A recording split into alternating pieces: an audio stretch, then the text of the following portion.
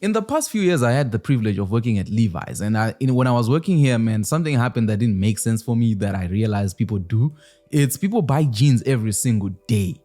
I was like, yo, why are you doing this? Like, sometimes it's not necessary, and a lot of times people be spending through their credit cards. In this period of time, it taught me a fundamental lesson. One of the reasons that we stay poor is our consumerism, our need to keep on purchasing things that you don't necessarily need. In this video, I'm going to be sharing with you some money habits that keep you poor from a marketer's perspective. Number one, paying yourself last. I read the book, The Richest Man in Babylon.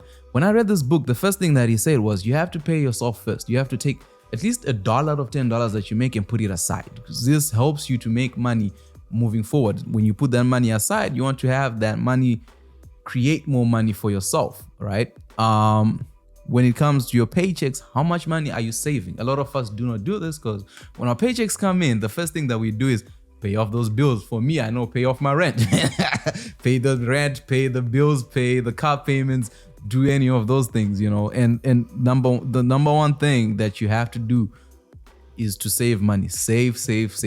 Listen, there are two ways that we make money, and I'll keep repeating this in each and every video. Cut your costs, increase your income, but most importantly, do not spend the money, save the money. Money habit number two is bad debt. You know, a lot of us suffer bad debt. The reason I shared with you the story of the Levi story is a lot of people, you know, if you're buying jeans at $100 on a 25% credit card, that I hope you're paying at the end of the month. But most people, how many people are doing that? You're buying these jeans to look fresh, and it's like, how many Levi's jeans do you need in a year? How many Levi's jeans do you need in a 5-year period? These jeans come to you, and the promise is once you start wearing these things, they can last forever. You know, they can last for 10 years.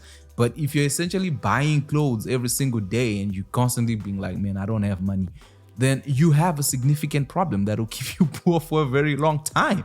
All right. So the number one thing that keeps us poor is having this bad debt. A lot of people end up buying stuff that they don't need, stuff that you can use for one day, stuff that you can get on Facebook Marketplace for free. You know, and like me, I now love going to the thrift store, buying my clothes when I need new clothes for these YouTube videos and stuff like that. I'm not spending money that I do not have. Habit number three is not having a buffer. So a lot of us do not have a buffer in case of emergencies. Not having a buffer, not having your emergency fund is a big problem. Because what tends to happen, and this is something that we learned in 2020, is that the world can stop. And when the world stops, you have problems. You know, you don't know when you're going to earn money. You don't know what you're going to do. And that ends up with you having to dip into debt in order to survive. So what I do believe is you got to keep at least 1 year's worth of salary in an emergency account, in a high savings account, whichever is in your country that you stick money in, so that when things go wrong, you are prepared. Money habit number four is not really knowing your income and your expenses. This is a big problem that I've had over the past few years. Like, I didn't know how much I make a month. I didn't know how much I spent. You know, I at some point I sat down and I started doing breakdowns of my subscription services, and I realized I was paying almost $200 every single month to these people, where I was like, yo, some of this service I don't even use.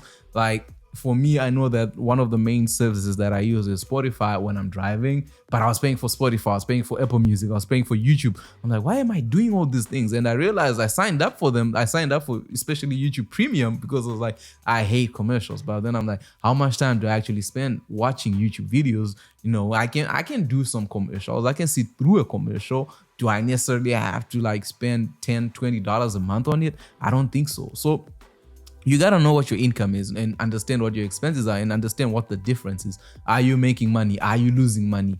Where's your money going? You know, you have to be able to track this. So now for me, one rule that I have is every Monday I look at my finances. Every Monday I'm in my bank account. I'm looking at my bills. I'm looking at, okay, how much am I spending? Am I making a profit? Because I literally have to run my life like a business. Am I making a profit or am I making a loss? Where if the money is not enough, what adjustments can we make? The next habit that keeps you poor is expensive hobbies. Now, a lot of my friends, man, they love going out, they love doing these things where I'm like, yo, these things are pretty much expensive. We can do them at home. You know, think of things such as painting. If you have to go to like a club where you go and paint and then they're charging you almost $200 a day, when you can just go into Walmart, pick a piece of shit, okay, pick a sheet of paper, some paint, and we come and draw. We save $20. You know, we save a lot of money, and we can just do it at home by ourselves. DIY, man, come on, save that money. You know, having expensive hobbies is a big problem. You know, things such as going out, travel, and stuff like that. Things that you do, I'm not saying there's anything wrong with traveling, but when you start to do it as a lifestyle, and when you start to do it as if, that's the only thing you live for, it becomes a huge expense. So you gotta watch your hobbies, because they can be very expensive, and things like going out and stuff like that. Just take a pause, take a breather. All right. Saving costs you money as well. Like, a lot of people be like, oh, I'm saving money. You're keeping money in your bank account, and then things such as inflation occur. When inflation occurs, it comes and eats up that money, man. Like, I don't know if you've been checking the prices every time you go into the grocery store, but for me, I've been shocked. Like, things I used to get for like $6 now cost $12. Me and my friend one time we were talking about, there's this pack of meat we used to get, which was like $8, $10. And last time we were there, it was like going for $30. We're like, yo, it's been a span of a year. It's just been a year, and these prices have gone ridiculous high. So now think about, if all that money was saved and not invested, you'd have lost a lot of money over nothing, and over things that you can't really control. It's just the economy and the way that it works. So the number one thing that you gotta understand, like we said, yes, cut your costs, save, but invest. In The Richest Man in Babylon, he speaks about this. Like, you want your money to make you more money. Don't just hold on to it. Don't be afraid of risk. It's, that's part of life, man. Taxes.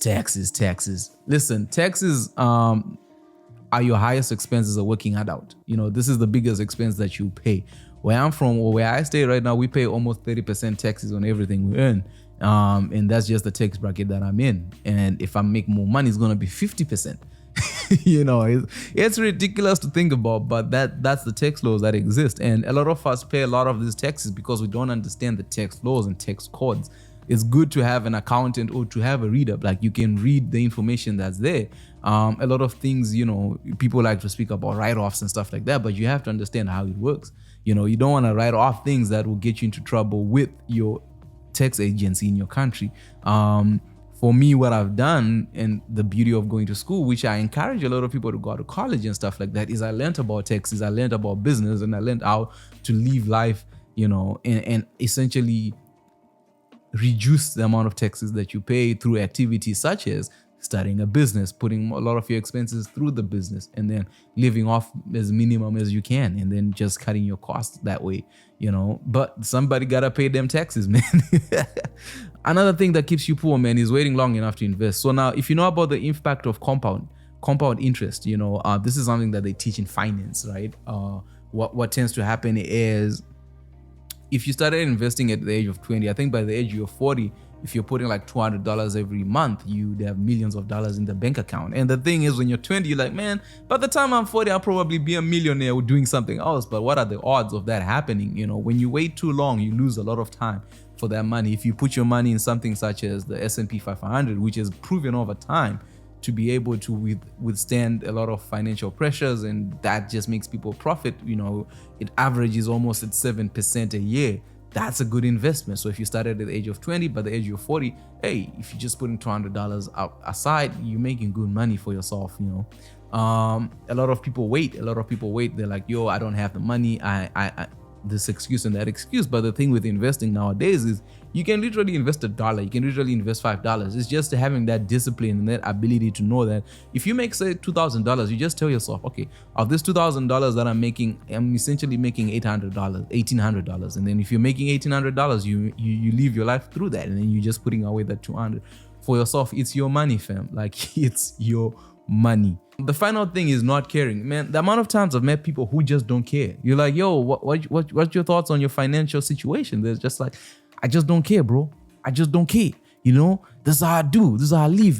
There's people trying to keep us poor. The government, I don't know who speaks like that, but anyway, I'm just saying, like, you have to care. You have to care about your money. You have to care about your financial situation.